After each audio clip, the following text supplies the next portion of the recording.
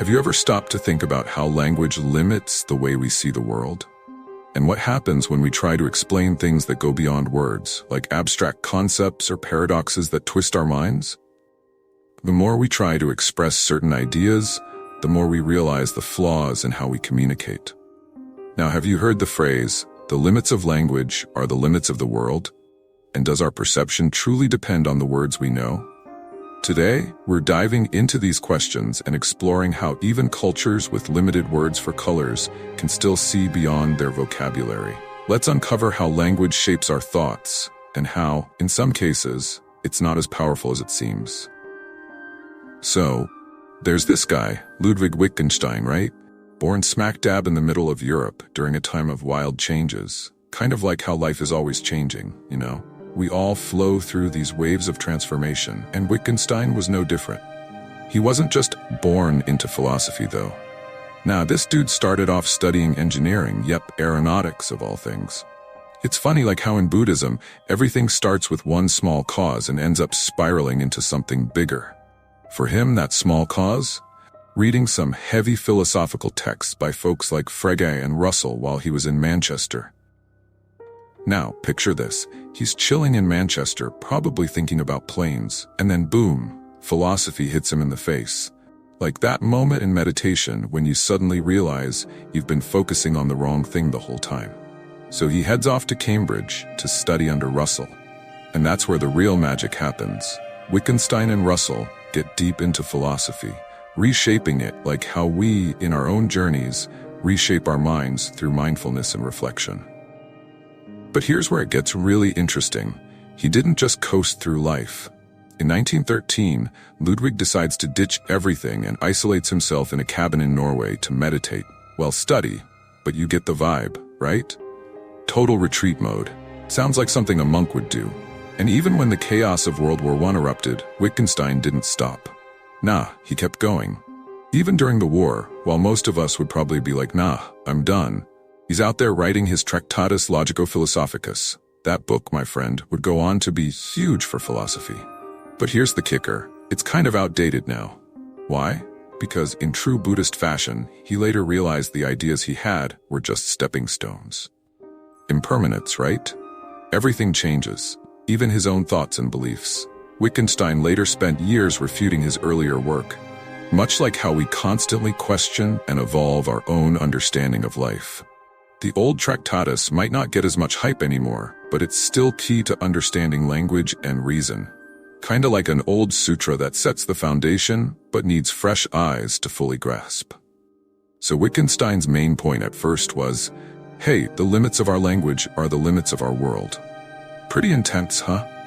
But then, as he grew, like we all do with practice and insight, he shifted gears. He was like, nah, everything is just a bunch of language games. It's like realizing that life's suffering and joy aren't permanent truths, but just moments in time, depending on how you look at them. Perspective, baby. To sum it up, Wittgenstein flipped his philosophy from something rigid into something flexible, adaptable. He embraced the flow of time and space, much like how Buddhism teaches us to embrace the present moment without clinging to it.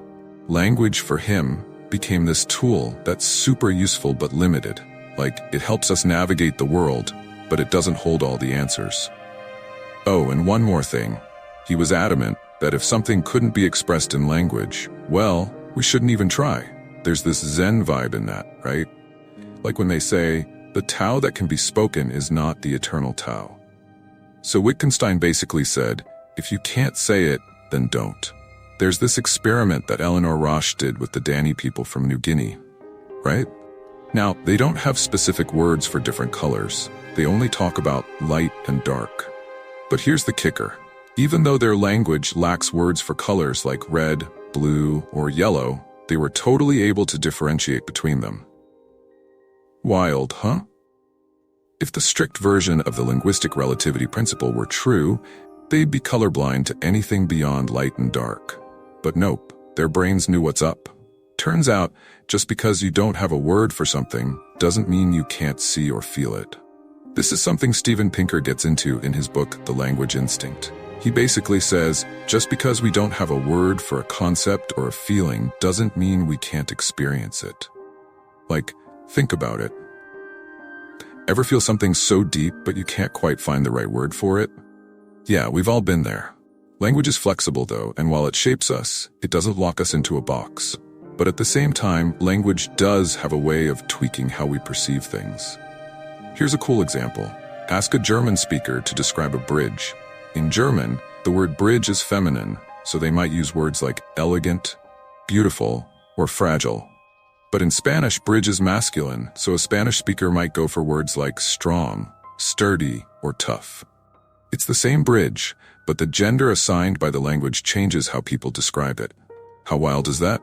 This isn't just about objects either. Abstract ideas get the same treatment. Take death, for instance.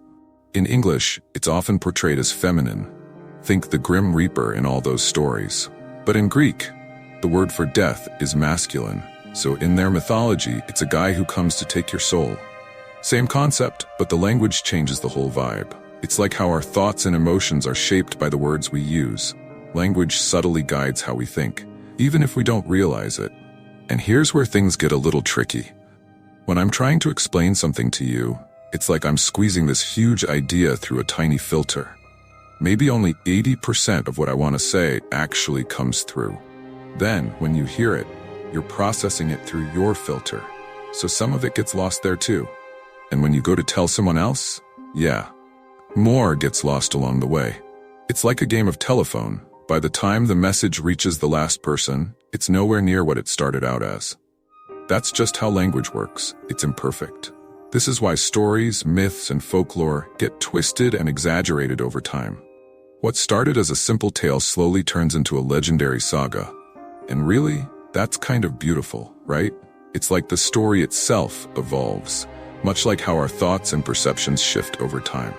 Now, I get it.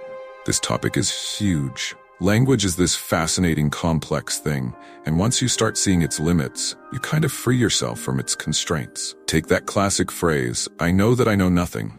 It sounds deep, but if you try to explain it more clearly, it just opens the door to even more paradoxes. Simplifying things often makes them harder to understand because language itself thrives on ambiguity. It's funny, right?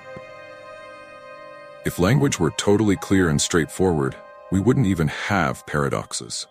For example, think about how we reduce the sun, a massive blazing sphere of hydrogen that's been burning for billions of years, into a single, tiny word, sun.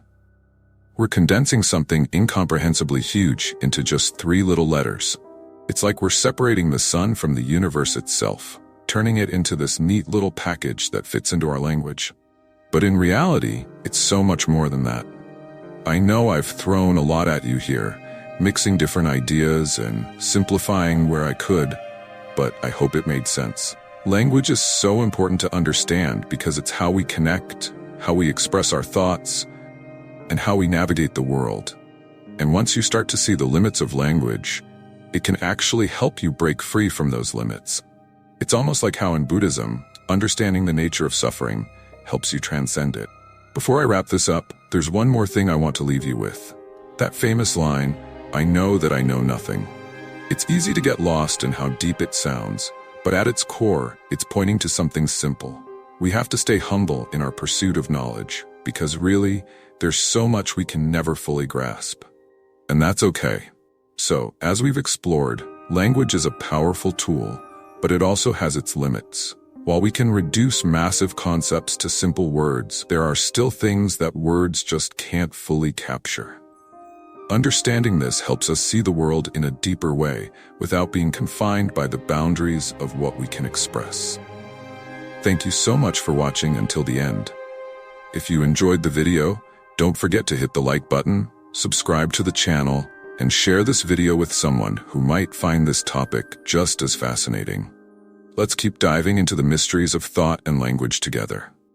See you in the next one.